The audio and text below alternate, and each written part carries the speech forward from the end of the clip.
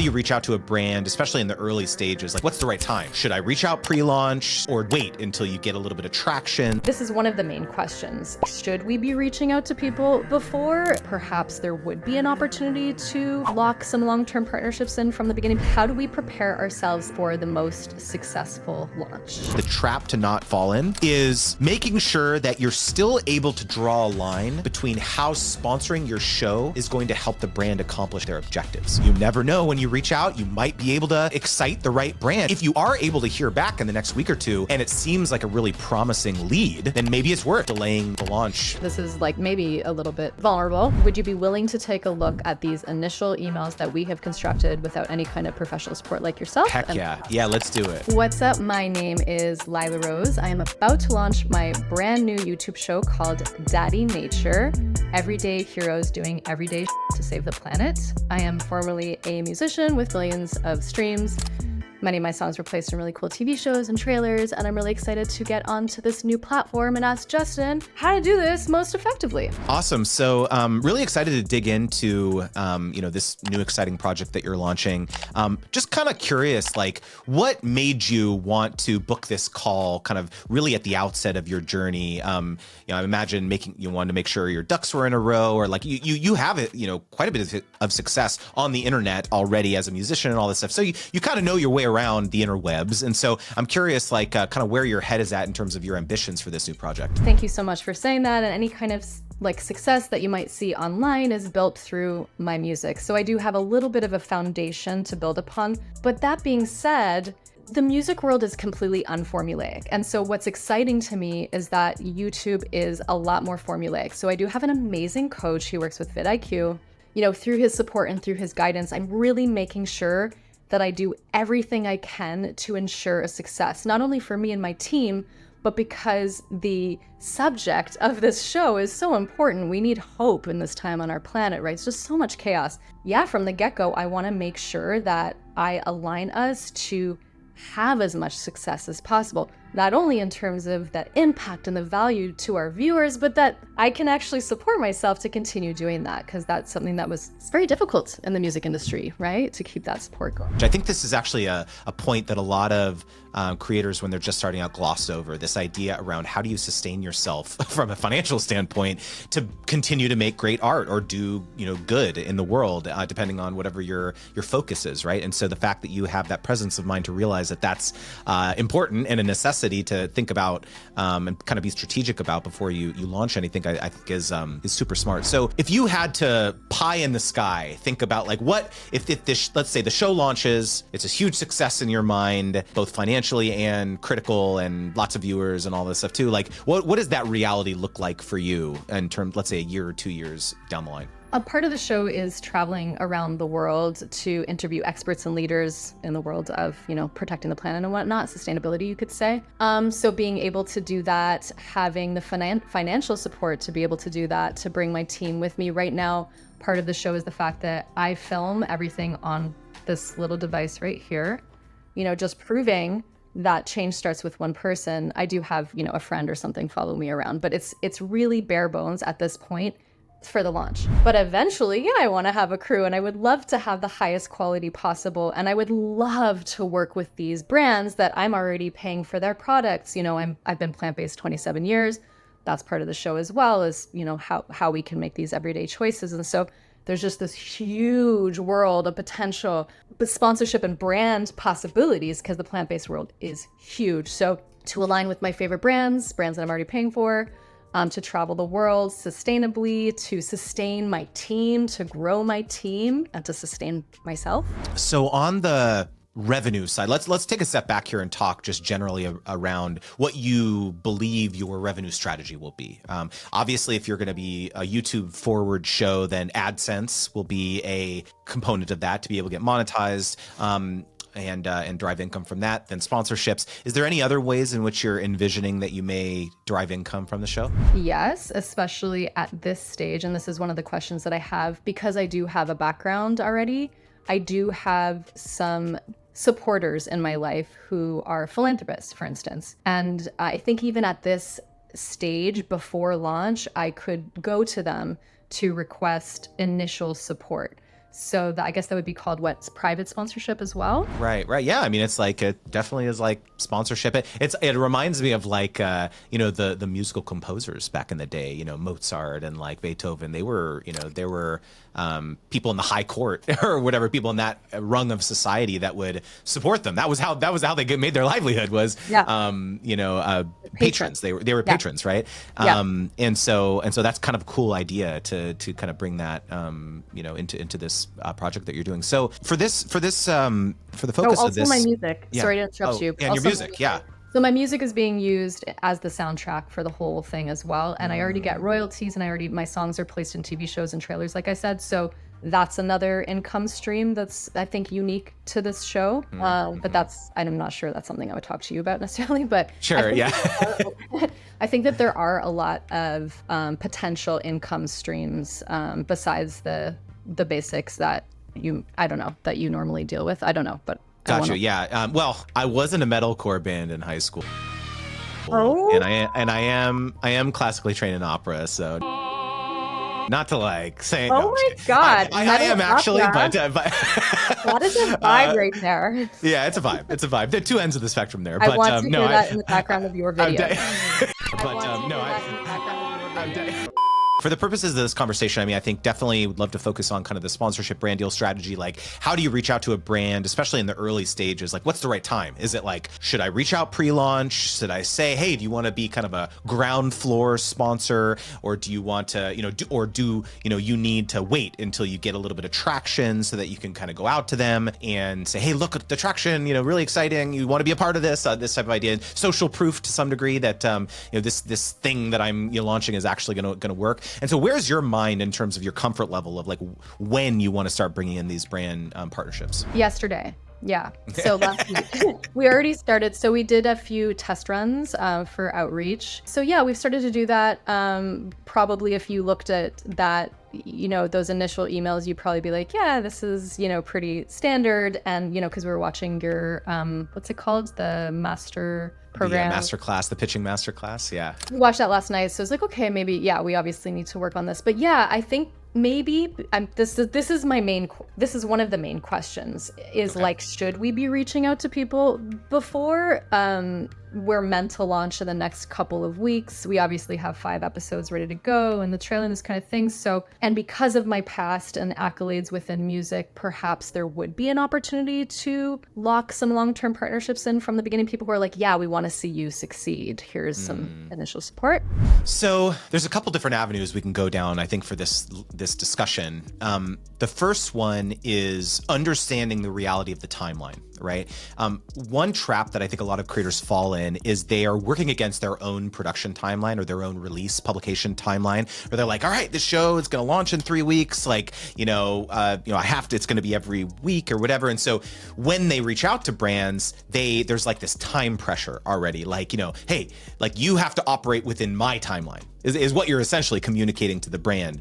And the tricky part about that is that it's oftentimes quite difficult, especially for medium to larger size brands, to turn stuff around that quickly, especially if it's kind of a newer type of partnership that they've never done before, especially if they don't know you, they don't know, your level of professionalism and whether you can deliver on what you're promising them and things like that. And so there is this kind of courtship period I've found in the early phases where you're reaching out and pitching brands, especially with a project that is relatively nascent. There's this courtship period where they're still trying to, understand, is this something we want to do for, Lila's asking us for, tens of thousands of dollars. Is this something that we feel comfortable doing, right? And so oftentimes there's going to be multiple rounds of approval. The person that you reach out to has to talk to their superior. If you may get the agency, the advertising or the PR agency may get wrapped in and like, okay, there's all these like decision makers that need to be part of this conversation. And so you can quickly see your show's launching in 3 weeks, probably going to take at least a month or two, in my experience, to bring a deal to fruition. And so I think the first thing I would like to say is like, it's very important to kind of reset your expectations, I think, when it comes to pitching brands, because the point oftentimes, you mentioned kind of facetiously, like yesterday, I want to be working with these brands, like now, right? And I think that's the right mindset, like meaning let's start getting these pitches out the door. You've already started doing some of them like that. That is the right approach. Like you absolutely should be developing these, sowing these seeds, because it may take several months, 6 months, maybe a year sometimes for a very large brand that could be your kind of dream brand for that deal to actually go across the finish line. Because, one of the most interesting things, I think that creators realize when they reach out to a brand, more times than not, you will hear, oh, sorry, we're not, working with creators in a paid capacity right now, or, oh, we're not running any campaigns like that, or, oh, we haven't done that before. And creators oftentimes get very deflated. They think they turn inward instantly. They think, oh, I suck, my show sucks, like they don't want me, this type of thing. And so they think, oh, well, I guess maybe I shouldn't pitch brands. But the reality is what most brands will not tell you is that it's just, now is not a great time. Like we're not doing a campaign right now. It's not you. It's not like we don't like you. It's just like not a good time, but like, let's keep in touch type idea. And so the goal here is like stay on their radar, keep them updated. So if in this phase where you're at kind of this early kind of launch period, what I would be looking to do would be develop, let's say, a short list of 5, 10, 15, 20 brands, let's say, that was kind of your ideal core partners that you would love to be a part of this. And when you reach out, even if they say no, you basically put them into what I call kind of your nurture sequence. It's like, okay, every couple weeks or every month, I'm going to be following up and sharing update with this brand of like how things are going, new opportunity. Maybe you read an article about how this other plant-based brand is seeing a lot of success on, social media or something relevant to them, essentially. And so what you'll find is that kind of staying top of mind for a lot of these brands. And it just so happens that like that, that third month or that fourth, interaction that you send an article to them or an update on your show or something, that's when they're like, oh, yes, you reminded me. Thank you so much. Great timing, because we just had this budget meeting last week. And this is now like, great timing to like kind of talk about what you're working on right now. I had an anecdote from an alumni in my program. She's in the cruising, kind of travel cruising, niche. And she shared an anecdote in our private community that she recently was pitching a brand and she was sending them messages. It took 4 emails without responses. Like she was not hearing back from these people, but she was following up 4 times like, oh, hey, here's another update, or here's some more value, here's an article, this type of thing. It was the 4th response that the brand finally responded and said, oh, I'm so sorry. It's been, just crazy, super busy. Yeah, sounds great. This is perfect timing because we got this campaign that we're working on right now. Let's talk. And then she ultimately got the deal. And so I tell this to people that like, could you have the tenacity to email a brand 3-4 times without hearing back? Because sometimes for certain brands, especially for larger brands, that may be what's required. So I'll pause there because I know that was a lot. How does that sit with you?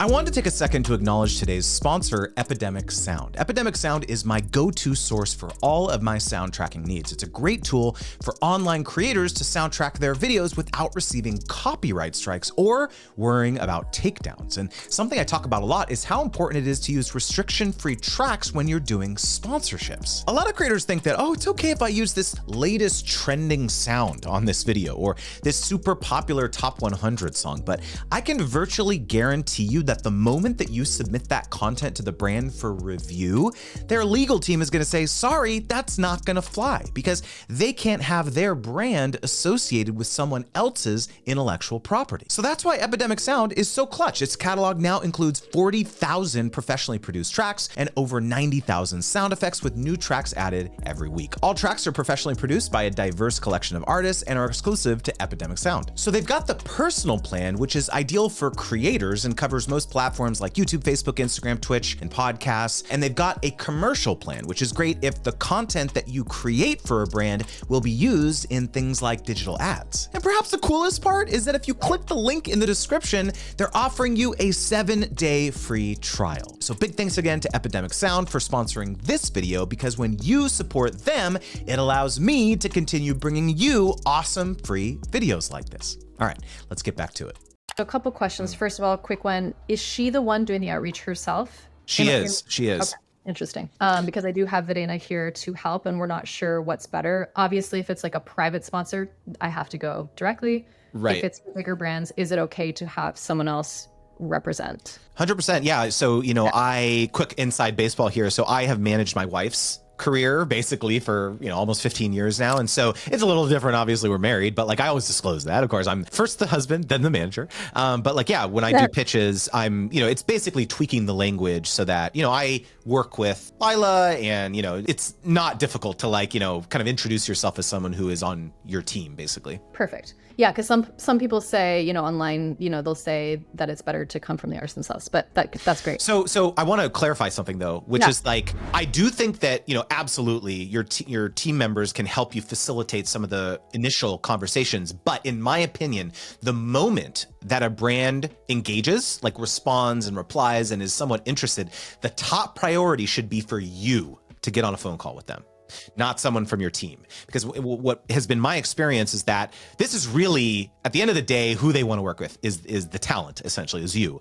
And so brands will almost always prefer, if they can put a face to the name, they can hear it from your own voice of like the passion that you have behind this project and why you think their brand is such a perfect fit for this collaboration. That will be the difference maker sometimes for you getting paid 2-3x what another creator who maybe even has a similar following to you, they may choose to pay you that higher amount because they've put the face to the name. It's not just like, their manager or their agent or whatever who's the person on the phone call. That's been my experience having done many of these deals. Got it. Thank you. Okay, so basically, yes, of course, we understand that the time, it's like if the launch, which yes, is just some date that was chosen because my coach was like, you need to get this out. And I was like, well, right. Because it's taking forever and I'm a perfectionist. So on the one hand, there's like this, it's important to have a deadline, right? Yep. But yes, it's totally self-imposed. There's no one like breathing down my neck at this point. There's no manager or anything in that regard. So I'm hearing you say that we should continue to outreach. Based on what you're saying, there's going to be back and forth no matter what. Is it better for us to delay the release, the soft launch, and try to get people in on the initial launch? Or do we just get it out there and start building, seeing what's, because we're going to pivot for sure. Like most are, I don't even know where this show is going to go. So I'll tell a quick story, which is that when I was launching my podcast last January, so it's been about 12 months, I did pitch a brand prior to it launching because I was like, I'm a sponsorship coach. I should probably get this sponsored, right? And so I did. I reached out to ConvertKit, which is a email marketing provider for creators, essentially, so you can have a newsletter and email us, essentially. And the pitch that I made to them was, I don't know how this thing is gonna do. I was very honest. I was very candid. I was like, I don't know how this is gonna go, but the audience that I'm going to be targeting is your ideal customer. It's business savvy creators. The show is called Creator Debates, right? Yeah. And so every episode is the audience is going to be interested in these topics that I'm going to be discussing. And so basically got on a phone call, did the kind of rough pitch. And to clarify, I did have somewhat of a track record, right? I had another YouTube channel, I had a newsletter and stuff like that. So there was other things that they could potentially rely on. But if I were to look at your situation, it's pretty similar, right? You've got some other credibility on the internet, right? Your music career, you've got socials and things like that. So it's not like you're a nobody, right? And so perhaps that could be a similar pitch that you make if you did want to reach out to some of these early kind of tentpole sponsors, like pitch the dream, of like, hey, like being a supporter from this project from the very ground floor from the beginning, that's going to mean a lot to me, right? And I'm going to be, there's probably, I would imagine, a lot of additional afterglow of promotion that you would probably provide to that sponsor because of how thankful you were of them being such an early supporter. And that's what I've done is like, I'm telling this story now, right? Look at that. It's evidence of like, I'm telling the story about ConvertKit. I was like, I've never forgotten the fact that they believed in me from the beginning. And so I absolutely think you could credibly make that pitch to the right sponsor who really understands what the point of what you're trying to do behind the show. The one thing I will say though, the trap to not fall in is making sure that you're still able to draw a line between how sponsoring your show is going to help the brand accomplish their objectives from a marketing perspective. A lot of creators think about sponsorship as like just going to stamp the logo of the brand on here, powered by X brand or whatever. And brands have much less of those dollars than they do of, we are trying to accomplish something very specific dollars, right? And so let's say, you throw out a couple of brand names. Like what are some dream brands that you could potentially think of? I think LifeStraw would be a really great start, Kachava, Smoothie Powder, AG1. These are big ones, of course, but yeah, those are a few. Okay, so why don't we do kind of a fun little exercise? I'm going to pull up LifeStraw's Instagram here. Yes, this is great because one of my questions for you, because you've talked about this in several of your your videos online, how do you know what their upcoming? Because you talk about like, you say spend no more than 15 to 20 minutes researching each brand that you're going to outreach to. Great. But how do you know what their upcoming campaign is? Because you say to link into that, which is like not a problem for me because I actually use these products, right? No problem. Right. Kachava, I've been posting about them. I have an affiliate code that doesn't do very much. But I'm like, yeah, getting on their map. How do I know what's coming for them? Okay, so there's two things that we can do. The first thing we can do is like, let's figure out what they're talking about right now. Like, what is the most timely thing? And so if we click on their post that was made last day or yesterday, this is a partnership that they were doing with the Period Company. And so one pitch could be, hey, I saw that you are doing this partnership with the Period Company. I think this is an amazing initiative. I would love to help you spread the word about this initiative on my show. And you could figure out obviously a creative way to integrate that. So I don't know if this is the right partnership of something you would talk about on the show, but like this is the point is like, okay, what is timely for them right now? And is there a quick turnaround? Like, so for example, you're launching the show in a couple weeks, right? This would be an example of like a quick turnaround time. They're doing this partnership right now. It's happening right now. And so what you would want to pitch is like, I can turn this around quickly. Because if you were to pitch something like, oh yeah, we'll do this in like a month or two, probably too late. This promotion that they're doing, announcing this partnership, that's gone. It's over with. They planned this out 3 months ago. And so in fact, what my better strategic recommendation would be is like, let's go scroll back to see what LifeStraw was talking about in April of 2022. Because if we're going to be pitching them, or March, right? Let's say if we're going to be pitching them now, we probably want to know what campaigns they were running last April, because we're going to say, hey, saw that you were running this last year. Are you going to be running that again this year? Because, a lot of creators think that brands reinvent the wheel every year with their marketing playbook. And that just couldn't be further from the truth. They just dust it off and they run it again with some slight tweaks, basically. And so what I'm going to do is I'm going to scroll back, depending on how much, they post, it may take a little while, but we scroll back on LifeStraw's Instagram. It doesn't take very long. Let's see here, September. Another thing to notice here real quickly is that their content strategy may not be the best for how many followers they have. They're only getting like not much engagement on their content. And so potentially another thing that you could pitch to them is you don't say, hey, your content sucks. You say, hey, I have some ideas for how I could create some content that you could utilize on your Instagram LifeStraw. That would be potentially more compelling than some of the stuff that you're posting currently. Obviously, you have to do it in a constructive way and not like drag them. But that's like another potential strategy that you can employ, And again, in those scenarios, your social media handles serves as your portfolio. Like, hey, I know what I'm doing. Go check it out. You know what I mean? Yeah. Okay, so we're almost there. Okay, so here we go.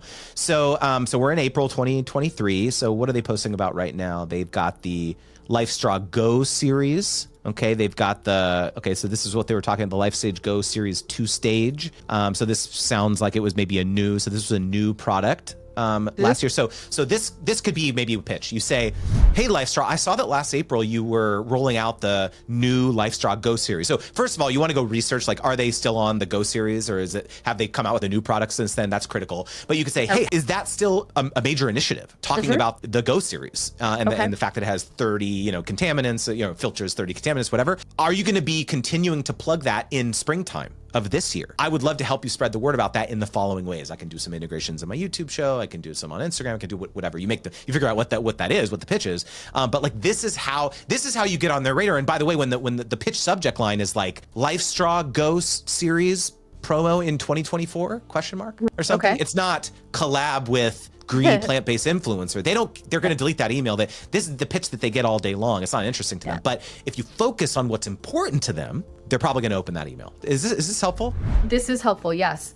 Thank you. So what I'm hearing you say is when we're doing that 15 to 20 minute research before outreaching to a brand, go onto their Instagram, go back a year, see what they were pitching or what their campaign was then, see if there's any news. Is there any way else to discover what their upcoming campaigns might be? That's where we got a little confused. Yeah. So there's other avenues beyond Instagram. That's just like kind of the gateway, the gateway platform. There's LinkedIn. Go look and see, what is their VP of marketing at LifeStraw talking about on LinkedIn? Maybe they're making some posts talking about this exciting thing that they're doing or these new initiatives that they're doing. Their job boards. crazy enough, you can go and say, hey, like, is Lifestyle recruiting for anyone in the marketing team? Like sometimes there will be, job titles like content marketing manager, social media coordinator, like some marketing titles, especially at larger brands, they're always recruiting for stuff like this. And you can go and look in the job description and it's like, here's all the things that we need help with, like this, and this. And so your pitch becomes, hey, I saw that you have this need. Like, you're looking for someone to help you with this type of thing. I can actually do that for you on a freelance basis, or I can actually do that for you if you were to sponsor my content. I can help you accomplish this. And so you can, again, kind of glean what it seems like are important to them for the next, 1 or 2 years based on what they're putting in some of these breadcrumbs that they're leaving on social media. And then back to the question that I asked, like, okay, so the whole time thing, like, is it better to take a little bit of time, see if we can secure those, brands from the get-go before launch? Is it worth it to do that? Because if that's exciting for some brands to be a part of it from the very beginning, then we need to hold off on the launch. And again, no one is breathing down my neck except for my coach, because he's being a good coach to not let me drag this on. But if it's a matter of having financial support or not having financial support from the beginning, what do you think is most, I mean, that's a big question, but what do you think there? How capably would you be able to bring the vision of this project to life without financial support at the launch? Wow, what a good question. We're doing it. I mean, with 5 episodes are almost ready. It's really intensive. We're working for almost no money. It's of course, like most YouTube creators from the beginning. So yeah, it's possible. We can do it. I'm prepared to do that. Here's what I think. I think you should give it your best shot in the next week or two. Send out some great pitches where it's a perfect time, the start of a new year, oftentimes the start of a new budgetary cycle for a lot of larger brands. Yeah. So they're squarely in the period where they're trying to determine their marketing strategy for the year. And so you never know. You never know when you reach out, you might be able to excite the right brand. And if you are able to hear back in the next week or two, and it seems like a really promising lead, and you get on a call, you're able to schedule something, it seems like there's something there, then maybe it's worth delaying the launch, I don't know how long, but maybe delaying it a little bit. If you can see this thing through, you can pull that thread. Contrast that with maybe you do send out 10, 15, 20 pitches in the next 2 weeks, don't hear much back, seems kind of like crickets, you just launch as planned. And Love so it. and you continue to pitch. That's the critical part, is like, don't your goal maybe is different in the next 2 weeks than it is after you launch, because now it's like, okay, the show's launched, you're going to be pitching something slightly different, being a part of this. And so maybe you reserve in your mind just kind of a slightly different pitch, like, hey, be part of this thing right at the beginning. And, there's going to be kind of a special privilege afforded to like partners who come on board early. And so then that just messaging shifts a little bit after you launch. Okay, perfect. I love that plan. So my question is, how do we prepare ourselves effectively for the most successful launch? If you have any action steps or sort of plan for the next 6 to 12 months for a brand new show which has not launched yet. Yeah, I love this question, because there's a lot that you can actually do that's almost like kind of showing behind the scenes of what it takes to launch a show like this. And there's a very specific platform that I would recommend you start doing this on. And that platform is LinkedIn, because that's where all the decision makers in marketing hang out.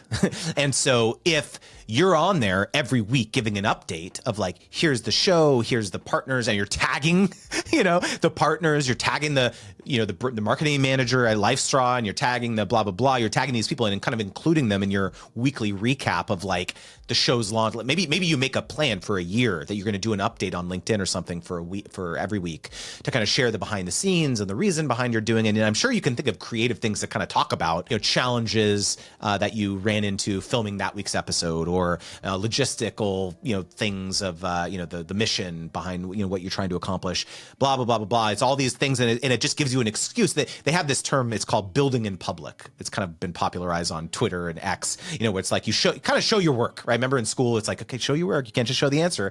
And so I have found that not just brands, but also followers love to be included in kind of the behind the scenes of how you bring something to life. And so, and this also could inform your production strategy too, because it's like, you'll remember like, oh, I need to like capture some, behind the scenes, stuff on my phone in between scenes or something, right? To like, oh yeah, man, we were just about to shoot this thing, and we got rained out at the camp that we're out or whatever, something. And then you use that, and maybe that's the video that you post on LinkedIn or something to kind of like a little bit of context behind that week's episode or whatever. And so it just gives you an excuse to start getting on the radar of a lot of these brands that you want to get in front of, who will hopefully potentially patronize or sponsor the initiative. And so like that's my biggest piece of advice when you're launching a new show is like, you just have to keep reminding people that you're doing this thing, because it's easy really to get deflated. There's all this big pent up kind of build up as a creator, as a creative. You launch the thing and then either you hear crickets or it doesn't go as well as you hoped. And it's like, oh man, I've spent all this work kind of doing this thing and I'm not seeing kind of the kind of vanity metrics or the views or engagement or whatever that I was hoping. It's very easy to kind of get let that affect you mentally. And so I found that if you can like set a goal where it's like understanding, okay, there's a broader mission behind this thing. I need to, ensure that I'm like sustaining myself mentally, but also financially. And so kind of doing some of these other activities that'll kind of help you stay on track. Like, okay, I got to do my weekly recap post, even if it's not a good one, even if it's not, oh yeah, today's recap, it's not a great update today, but I promised that I would share the good, bad, and the ugly. Sure. This week we had a issue with our production crew, or someone got sick, or like whatever, right? You just kind of be vulnerable there. And I found that to be a really great way to attract people to your mission. There's this guy who's running the entire coast of Africa. Have you heard of this guy, Russ? His name is Hardest Geezer. That's his username, Hardest Geezer. He's got this big, bright orange, he's like a redhead orange beard, and he's literally running the entire perimeter of Africa. And so he does this. He shares kind of the good, bad, and the ugly of, he's running like 60 kilometers a day. It's crazy. It's like a marathon every day. But it's like, he'll get arrested, he'll get like held up by the local militia, or he'll do all these things. And like, he's gotten a ton of sponsorships because people have just become attracted to this larger mission that has embarked upon. So that would be actually someone pretty cool to look up to kind of see how that came together for him. Okay, so that's helpful. So start, being active on LinkedIn and aligning with sponsors there as well. The other recommendation that I can give is try to become a known quantity in the comment sections of what I call your niche neighbors, your peers, other creators out there on the internet that have similar missions to you. I think a lot of creators look at others as competitors or threats, like, oh, if they're getting a sponsorship, that means like less for me or whatever. Think about it from the brand's perspective. Like if they partner with one creator and it goes really well, the next thing that they're thinking is, how can I find 20 more people just like this person, right? And so you're not trying to become friendly with people just for ulterior motives. I want you to genuinely support them every time they're get a partnership. Oh, congratulations, this is amazing. Every time they do something cool, congratulations, right? And you're gonna start becoming friendly with a lot of these people to the point where maybe 6 months down the line, and they do get this, you see them partner with LifeStraw, you won't feel uncomfortable reaching out in their DMs and being like, thank you so much, or congratulations on this LifeStraw partnership. Would you be willing to introduce me to your contact? Obviously, you have to be doing the work on your side, and be someone worth referring, of course, yep. From a credibility perspective. I always say, like, you can't withdraw money from it's that whole thing. You can't withdraw money from an empty bank account. You have to be putting deposits in before you can withdraw some of that goodwill. And so I think that this is like this is like being a creator is not a solo sport. Rising tides float all boats. And so if you can support your fellow creator out there, it'll go a long way for you, down the line. Okay, so I think what would be really helpful, if you're open to seeing, this is like maybe a little bit vulnerable, I will say, would you be willing to take a look at these initial emails that we have constructed without any kind of professional support like yourself? Heck yeah. Yeah, let's do it. All right, I'm very proud of you for having the vulnerability to share some of these pitches that you made. So this one is to Blue Land. Can you give me the quick pitch on what Blue Land is? Well, Blue Land is an awesome, it's like a cleaning product. Okay. I hope I'm saying that right. So sustainable cleaning products, which this would be me just pinging them right there. Perfect. Okay. So my name is Vanessa. I'm the production manager for the upcoming show at Daddy Nature. We've been longtime admirers of Blue Land's commitment to sustainable fair practices, fair tags, and female fronted. The show debuts here. I'd love to feature as a sponsor in initial episodes. The goal of the show to inspire millions, and we want to be certain our sponsors align with our commitment to protect the planet. Shows hosted by Lila. Okay, would you be up for a quick call? Okay, so Pretty solid. Couple things that I would call out here. I have been on the receiving end of literally thousands of pitches over many years running an influencer agency. And 99% of pitches looked like this. They were very amorphous. It didn't seem clear what you were really asking for. What it felt like was like, oh, more work for me. That's how it appears to a lot of brands or agencies when you're sending them something like this. Because to some degree, it's like they have no idea what you're proposing. What they don't have time for is hopping on a call with a random person they've never met. They have all these projects on their plate. If they accepted every call request or every meeting request, they'd have no time to get any of their actual work done. And so what I always advise is have that lens on when you write your pitches. I talked about this in my pitching masterclass that you mentioned. Your pitch has to follow the ROPE method. So R stands for relevant. It has to be relevant to a campaign that Blueland has either run in the past or is currently running. So if we were to pull up Blueland's Instagram, we can again do that exercise that we were doing earlier about like, okay, what does it seem like is important to them? What is like what's going on right now? Okay, so in case you're new here, wanted to reintroduce yourself, we're a company, blah blah blah. Our products, okay, so they're doing kind of this introduction post. What is this pods are plastic thing? Sign our petition to with plastic pollutes. Okay, here's a perfect one. This is the first sentence. I absolutely love this alignment with plastic pollutes that you talked about. This was last year. Oh, they're not even posting on Instagram right now. I was like, I thought this was like posted yesterday. This was November 2022. That's wild. So they have not posted in months. So that's weird. Yeah. Like, why are they not even posting on Instagram? That's my main question. But like, let's imagine that they posted this yesterday or something, right? The thrust of your pitch would be like, I love this. I absolutely love this initiative that you have with Plastic Pollutes, this organization that completely aligns with what I talk about in Daddy Nature and the importance of that. I would love to help spread the word about this collaboration in the following ways. We can integrate you into the upcoming 5 episodes that come out over the next 3 months. We'll give you usage rights to repurpose some of that footage for paid advertising, let's say, can turn it around, within 2 weeks or something. Are you free on Thursday at 10 a.m. to talk about this? That's the pitch. Okay. And so do you notice how, going back to the ROPE method, right? R is relevant. It's relevant to this initiative that they're talking about. That seems important to them, right?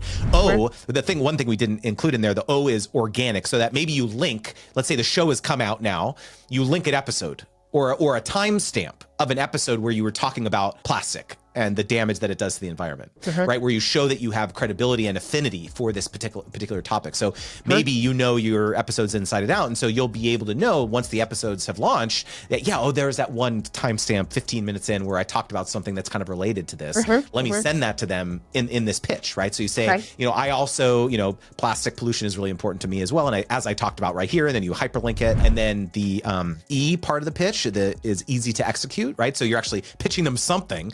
Again, going back to this whole amorphous idea. No, you're not just saying like, oh, I'd love to collaborate. Let's talk about it. It's like, no, here's what I'm proposing. Tell me, like, what do you think of this? Like, is it like, how do you react to that? And then the P, which you skipped over it, is like proof. So show how you've helped other brands achieve results. Given that you haven't done partnerships before, probably the proof that you can talk about is your credibility that you've generated as a musician and share some of those results. And that's the pitch. It's very simple. It does not need to be, if we kind of go back to this, a big block of text. It doesn't need to be, it's like, hey, I saw you're doing this. Here's why I have affinity to that. Here's some bulleted ideas of what I could do for you. Here's one sentence of like why I'm credible. Are you free to talk? That's the format of this pitch. And because honestly, like, I feel like you have a lot of the bones of that in here, and it's just a matter of like making it succinct. Again, going back to this, the likelihood of them responding and being like, "Sounds good, how much?" and like not asking for any changes or asking for any modifications in terms of the approach is unlikely. It's very unlikely. The point is that you've given them something tangible to react to. I'm just realizing here. I guess we do talk about the fact that it's launching soon, and we do talk. So, do you suggest mentioning our target audience, or no? Just assume that that's like it's a given. Linking the organic post should be enough for them to infer that it's a good fit. The demographics are table stakes. Okay, yeah, you can, absolutely. If they ask about that in a follow-up email, sure, you can send them info on your demographics and the types of audiences that you're hoping to reach with this. But like they should know from just clicking on that video that you're going to send them, or that example that like, okay, this is exactly the type of it seems like it's going to the consumer that we're trying to reach. So because we're gonna do what you said in the next week or two, just see what we can make happen for the launch. Is there a sentence that we should show? Like, I mean, we're talking here about the fact that it debuts on blah, blah, blah, blah, blah.